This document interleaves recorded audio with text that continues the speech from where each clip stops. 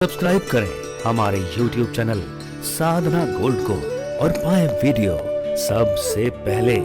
और हाँ, bell icon दबाना ना भूलें। सत्य को ही प्रणाम किया जाता है। आप कहोगे महाराज माता पिता को हम प्रणाम करते हैं तो वो तो पहले नहीं थे, अब हैं, आगे कोई पता नहीं। लोग तो उल्टा समझते हैं ना, उल्टा बोलते हैं। तो फिर माँ बाप को हम प्रणाम क्यों करें? फिर तो नहीं करना चाहिए। भैया एक बात ध्यान रखना, हम माता पिता को जब प्रणाम करते हैं तो आशीर्वाद माँ बाप की वाणी नहीं देती है, ध्यान रखिएगा। हम प्रणाम उस परमात्मा को ही करते हैं जो सत्य स्वरूप है, और आशीर्वाद भी वो सत्य स्वरूप परमात्मा ही देते हैं। जरा विचार करिए, कौन माता पिता ऐसे होंगे जो अपनी संतान का बुरा चाहेंगे, किसका बुरा हो? कौन हो? सभी चाहते हैं कि मेरे बच्चे का भला हो, अच्छा हो, पर फिर भी भला नहीं होता, बुरा होता है। कारण क्या है? कारण यही है कि आशीर्वाद आत्मा का विषय नहीं, आशीर्वाद वाणी का विषय नहीं, आशीर्वाद तो आत्मा का विषय है। और आत्मा का मतलब आत्मा सो परमात्मा। आप सोचते हो माँ बाप बूढ़े हो गए, हमारा क्या कर लेंगे?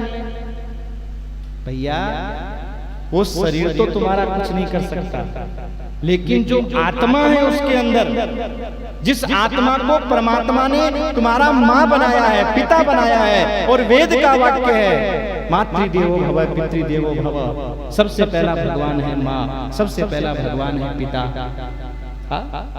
अगर उस भगवान का हमने सम्मान नहीं किया तो ये परमात्मा हमारे ऊपर कृपा बरसाने वाले नहीं। क्योंकि जब हम उनको प्रणाम करते हैं तो भले ही माता पिता सास ससुर तुमको मुंह से गाली दे, पर गाली नहीं लगेगी, आशीर्वाद लगेगा। ध्यान रखिएगा, अगर तुम्हारी भावना सच्ची है तो माँ बाप का आशीर्वाद लगेगा, भले ही वो मुंह से गाली दे रहे हैं, पर आत्मा तो आशीर्वाद ही देगी। क्योंकि वाणी का विषय नहीं है आशीर्वाद, आशीर्वाद तो आत्मा का विषय है। कोई संतान जब अपने माँ बाप के चरणों में प्रणाम करती है तो फिर कोई पुत्र पिता चरणों में जब शीश झुकाता है, परमात्मा खुद आकर आशीष लुटाता है। परमात्मा आत्मा का विषय है मेरे भाई, आशीर्वाद वाणी का विषय नहीं है। और उस आत्मा को ही हम परमात्मा कहते हैं, आत्मा सो परमात्मा। और उसी परमात्मा का यहाँ सत्य के साथ में संबंध जोड़ा गया है। सत्य चित्त आनंद स्वरूपाय श्री कृष्णाय वयम मैं परमात्मा सत्य स्वरूप है, इसलिए हम प्रणाम। चित्त माने होता है प्रकाश, उस परमात्मा का प्रकाश हमारे घट घट में विद्यमान है। जितने भी रिश्ते नाते हैं संसार में कब तक हैं? बोले जब तक उस परमात्मा का दिया हुआ प्रकाश इस शरीर के अंदर है। चाहे हमारा रिश्ता बेटे का हो, बेटी का हो, माँ का हो, भाई का हो, पत्नी का, कोई रिश्ता हो, कब तक है? जरा विचार करिएगा।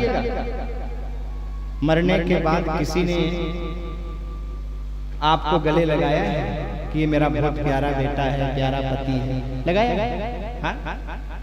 एक दिन वो होता है जब पत्नी हमारे बिना भोजन नहीं करती, उसे नींद नहीं आती, और एक दिन वो आ जाता है कि जब तक हम घर से उठ करके शमशान चले नहीं जाते, घर में चूल्हा नहीं जलता। हाँ? और जरा विचार करिए, पति पत्नी अकेले हो, रात के 12 बज रहे हो, भयंकर वर्षा, एकदम भयंकर गंभीर वर्षा हो रही हो, हवा चल रही हो, पत्नी अपने पति को जगाए, वो उठे नहीं, हिलाए, हाथ उठाए, छोड़ दे, नीचे गिर जाए, और पत्नी को पता चले ये तो गए। गारंटी की बात है वो पत्नी पूरी रात उस पति के पास निकाल नहीं सकती, नहीं निकाल सकती। अरे भाई क्या हो गया? वही हाथ है, वही पैर है, वही आंख है, वही नाक है। अगर आपने रोए गिने हो तो गिन लेना, एक एक रोआ वही है। क्या हो गया? बोले चित्त स्वरूपाय श्री कृष्णाय, जो चित्त स्वरूप प्रकाश स्वरूप श्री कृष्ण तुम्हारे हृदय में विद्यमान थे वो निकल गए, और वो निकलते ही महाराज पति का रिश्ता समाप्त। हम तो समझ नहीं पाते हैं, हम सोचते हैं इस शरीर से हमारा रिश्ता है। मेरे भाई, शरीर से रिश्ता नहीं है, रिश्ता तो उस आत्मा से आत्मा का है। समझने की बात है। हम दुनिया की इतनी घटनाएं देखते हैं फिर भी नहीं समझ पाते हैं कि रिश्ता शरीर का नहीं है। मेरे भाई, शरीर का अगर रिश्ता होता तो जरा राम जी के उस उपदेश को सुनिए। जब बाली को भगवान ने मारा और मारने के बाद जब बाली की पत्नी तारा रोती हुई भगवान के पास में आई और कहा कि प्रभु आपने मेरे पति को मार दिया, तो भगवान ने कहा कौन था तेरा पति? बोले जो सामने पड़ा है। बोले कभी भी सामने पड़ा है? बोले नहीं नहीं, वो बोलता था, चलता था। बोले वो तो आत्मा है और वो तो कभी मरती नहीं, तो वो तो अभी भी नहीं मर सकती, न शस्त्र काट सकता, न आग जला नहीं सकती। तो अगर वो आत्मा तुम्हारा पति था तो वो तो आज भी अमर है, और अगर ये शरीर तुम्हारा पति था तो सामने पड़ा, ले जाओ अपने घर। बस यही बात समझने की है। अगर ये बात हमारे समझ में आ जाए तो दुनिया में चाहे हमारी जिंदगी में कोई आए कोई जाए, हम एक ही बात कहेंगे, आनंद था, आनंद है, आनंद में रहेंगे। कल क्या हुआ, कल क्या होगा, इसकी चिंता न करेंगे। चाहे पति का हो, पत्नी का हो, चित्त स्वरूपाय श्री कृष्णाय, ये जो शब्द है चित्त स्वरूपाय, ये हमें क्या संकेत कर रहा है? ये यही संकेत कर रहा है कि हे जीव, जब तक मेरा प्रकाश तेरे शरीर के अंदर विद्यमान है तब तक तेरा कोई रिश्ता है, नाता है, तेरा कोई अस्तित्व है। और आप जरा साधारण दृष्टि से भी देख लो, जब वो चित्त प्रकाश निकल जाता है तो कोई आपका नाम लेकर के बोलता है क्या? कभी आप गौर करना, किसी ने ये कहा हो कि मोहनलाल को उठाओ, सोहनलाल को उठाओ, गब्बू डब्बू को उठाओ, सीता गीता को उठाओ, कोई बोला? क्या बोलते हैं? डेड बॉडी को। अब आप एक बात और देखिए, स्त्री पुरुष भी खत्म, चाहे वो स्त्री की बॉडी हो चाहे वो पुरुष की बॉडी हो, वो डेड बॉडी कहलाती है। मुर्दा, माटी, एक ही संज्ञा, माटी। नहीं, कोई नहीं कहता कि ये लेडीज को उठाओ, कि जेंट्स को उठाओ, ना बोला।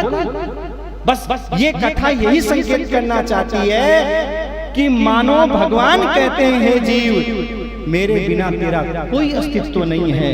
तू धनवान, ज्ञानवान, महान जो अपने आप को मान रहा है ना, ये तभी तक है जब तक मैं तेरे अंदर विद्यमान हूं। और जिस दिन मैं निकल गया उस दिन राम नाम। इसीलिए बोलते हैं भैया राम नाम। सारे नहीं बोल रहे, बड़ा डर लगता है, खतरनाक नारा है ना, डर लगता है। बस उसी दिन तो जिस परमात्मा की कृपा से हमारा नाम है, हमारा कोई अस्तित्व है, जिसके चित्त के कारण, प्रकाश के कारण, क्या हमारा इतना ही कर्तव्य नहीं बनता कि हम उसे प्रणाम? इसीलिए हम भगवान को प्रणाम करते हैं।